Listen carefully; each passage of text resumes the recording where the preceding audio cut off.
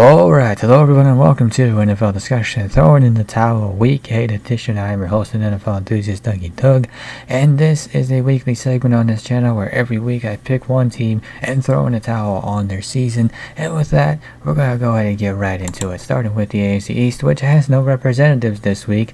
The towel was throwing in on the Patriots. Meanwhile, the Bills, Dolphins, and Jets all got wins. AFC North, we have the Browns and the Steelers this week, and the Steelers own a winning record at 4-3, but they are the most mid-franchise in the NFL. The offense is terrible and lacks imagination. A secondary is suspect. Kenny Pickett is now dealing with a rib injury.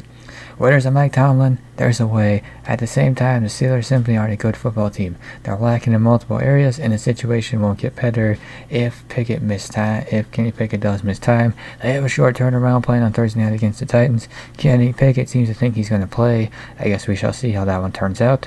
But for the sake of the Steelers, they probably want him to play, considering Mitchell Trubisky came in and threw 2 interceptions. And the Browns, well, their season might be done. There's no telling when Deshaun Watson will play again, and even when he has played this season, it hasn't been good. His replacement has been a turnover machine, and for reasons that make no sense, the Browns appear to be okay with P.J. Walker's play anyway. The Browns have a great defense and a playoff caliber roster, but none of that matters when your quarterback play is terrible. AFC South, we have the Colts and Texans this week, and as competitive as the Colts are, the team's roster deficiencies become more glaring with each passing week. At this point, the secondary doesn't even reach NFL caliber status, with injuries to Dallas Flowers and Juju Brents. Indianapolis is down to Darrell Baker Jr., and Tony Brown is at starting outside corners, and to the surprise of no one, the Saints proceeded to torch that same secondary and defense, actually, for 350 passing yards. And to make matters worse, Grover Stewart's suspension leaves a massive hole along the defensive interior. The Saints also accumulated 161 rushing yards. For the Texans, all they had to do coming out of the bye was down the winless Panthers to be above 500 7 games into the season. Instead, this team looked a lot more like a team of the past couple of seasons, managing just 229 yards of offense, Stroud throwing for 140 yards, and losing on a last-second field goal. AFC West, one representative this week, and that's the Kansas City Chiefs.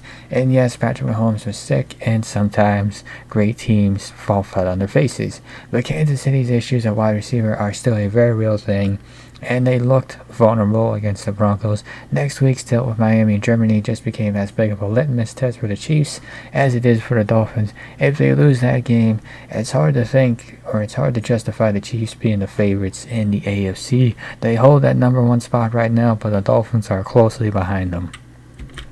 So the division representatives this week, we have a triple threat match with the Steelers versus the Colts versus the Chiefs. And of these 3 teams, who is going to represent the AFC? Well, it's not the Chiefs. It's actually the Colts. Moving over to the NFC, starting with the NFC East, we have one representative this week, and that is the Commanders. And it has been an interesting week in the nation's capital for this team. After falling to the Eagles for the 5th loss in 6 games, rumors were abuzz that the Commanders would be sellers at the trade deadline, and so they did. It wasn't a fire sale, but they did trade Montez Sweat and Chase Young. With the trade deadline having passed, perhaps the next change is head coach. Now, whether that would be in season or after season remains to be seen. But with the way things are trending right now, it's not. Ron Rivera's job status does not look secure. And for Sam Howell, I mean, the dude plays well at times, but it's really hard to say. But you can't really say he's a franchise quarterback. NFC North, no representative this week. The towel was thrown in on the Packers and Bears, and the Lions and Vikings both got victories, albeit the Vikings might have lost the war despite winning a battle. NFC South, 2 representatives this week, the Falcons and the Buccaneers.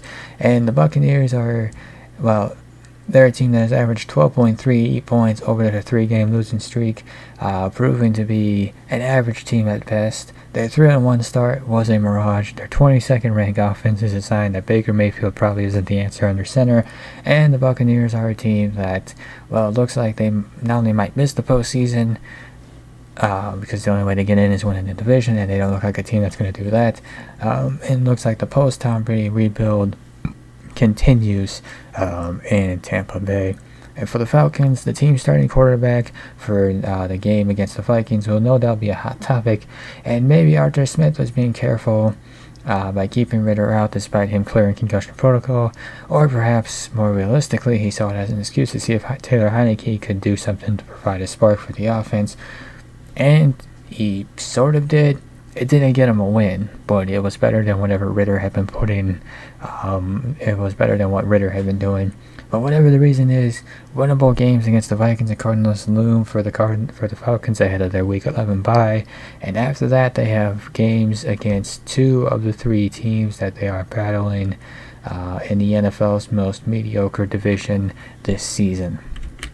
NFC West, 49ers and Rams represented this week, and for the Rams, there was a time when it looked like this could be a team that exceeds expectations in 2023, even though those expectations were modest at best. But the Rams have dropped 3 of their last 4 games, so they're getting waxed in Dallas on Sunday, and they may have to move forward without their veteran quarterback. And with Matthew Stafford under center, Rams weren't a great team. I don't even think they were a good team. Well, good at times, but not overall great team, but they were at least a difficult out. Without him, well, this could be a tomato can team, and they could be fighting the Cardinals for a place in the cellar of the NFC West. Granted, I don't think it's going to be a very competitive fight. I think the Rams are going to be able to hold on to 3rd place. The Cardinals, I think they get the cellar all to themselves. And as for the 49ers, well, maybe it's time to stop viewing the 49ers as a team that you think, whatever you think the 49ers should be, maybe it's time to stop viewing them like that and instead see them for what they are, which is a squad on a 3-game losing streak and with a quarterback that isn't playing well at the moment. And during this losing streak, Brock Purdy has committed 6 turnovers. As a team, the Niners and their vaunted offensive scheme have failed to eclipse at 17 points. Previously looked upon as the league's best squad, San Francisco heads into the bye week licking its wounds and humbled. The Niners can still be one of the league's best teams, and there's no reason to think this team doesn't bounce back, but Purdy and company need to show far more than they have as of late, and trading for Chase Young certainly doesn't hurt matters either. So, there's no reason to be out on the 49ers, but they did lose, so that's why they're featured here. So the representatives for the NFC divisions this week: Commanders in the East, Buccaneers in the South, Rams in the West. Who is representing the NFC this week? It would be the Commanders. So this is your matchup for this week: the Colts in the AFC versus the Commanders in the NFC. And so the recap before we get to this week's team: we had the Cardinals in Week 1, Bears in Week 2, Panthers Week 3, Week 4 Raiders, Week 5 Giants, Week 6 Patriots, Week 7 Packers. Who is this week's team? Week 8, it is the Washington Commanders. And I talked about it earlier how there could be a change happening at head coach as well, and that seems more likely than not. You have new ownership taking over and an underperforming team. They're going to make some changes, and that probably is going to happen at the head coach level at the very least, and maybe even quarterback as well too. I talked about earlier how Sam Howell hasn't cemented himself as a franchise quarterback, so the Commanders are a rebuilding team, and new ownership is certainly going to look to implement their own changes after this season. I'd be very curious to see what those changes are. And with that will conclude this episode of NFL Discussion Throwing in the Towel. If you enjoyed this week's episode, be sure to hit that like button down below.